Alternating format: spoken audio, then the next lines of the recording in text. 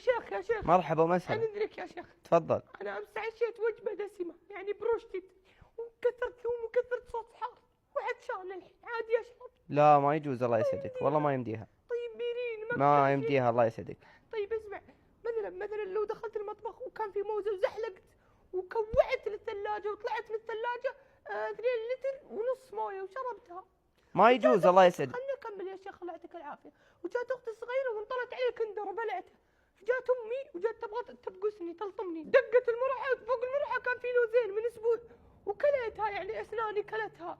يجوز ولا ما يجوز؟ ما يجوز الله يهديك يا رب، ما شيخ يجوز. تكفى. ما يجوز، بعدين تراك عطشان وتؤجر على عطشك هذا وانت باقي مستمر للصيام.